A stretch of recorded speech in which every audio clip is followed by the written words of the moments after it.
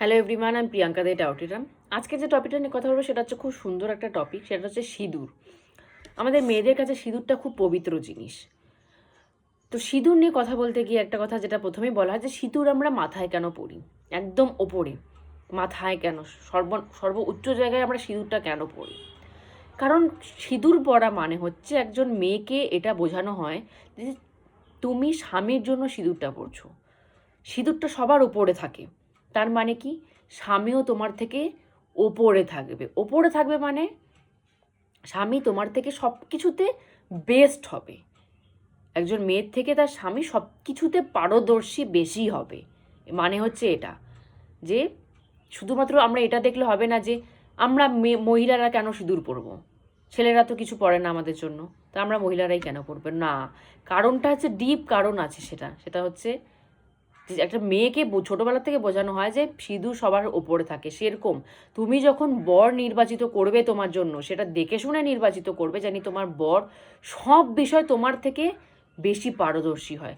বংশে জানি সে তোমার থেকে বড় হয়, বিদ্যায় জানি সে তোমার থেকে বড় হয়, জ্ঞানে জানি সে তোমার থেকে বড় হয়, বয়সে জানি তোমার থেকে বড় হয়, সব কিছুতে জানি তোমার থেকে বড় হয়।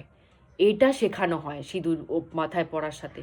মেয়েদেরকে ছোটোবেলা থেকে এটা শেখানো হয় যে তোমার থেকে বর সব বিষয়ে বড় হবে, তখনই তুমি তাকে নির্বাচন করতে পারবে, তখনই তুমি তাকে স্বামী বলতে পারবে।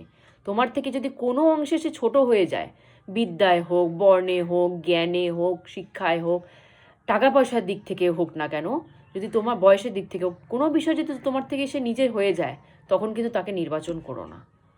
সব বিষয় যদি সে তোমার থেকে বড় হয়, উচ্চ হয়, তাহলেই তাকে বর হিসাবে কিন্তু নির্বাচন করো। তার মানে কিন্তু এটা যে সিঁদুর কেন মাথায় পড়ানো হয়, মেয়েদেরকে এটা বোঝানো হয়।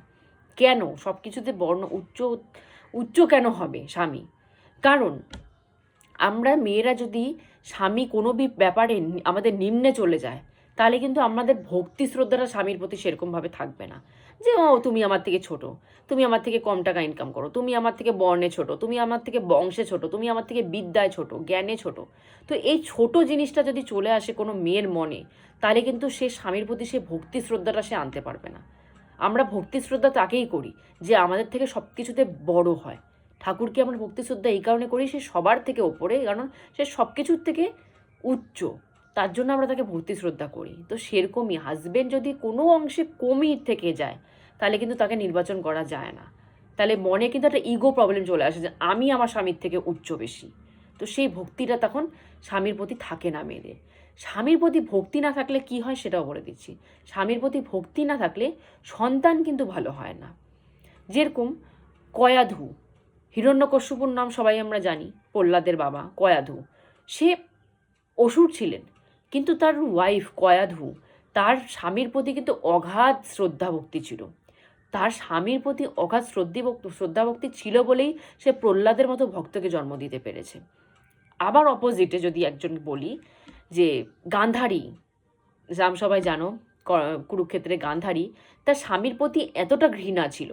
সবাই জানে যে সে তার স্বামী অন্ধ ছিল বলে তার স্বামীর প্রেমে সে নিজের চোখে কাপড় লাগিয়ে দিয়েছিল না, তার স্বামী এতটা অপরাধ প্রবণ ছিল, এতটা খারাপ দুশ্চরিত্র মানুষ ছিল, সে তার স্বামীকে কোনোদিন দেখবেই না, এতটা খারাপ।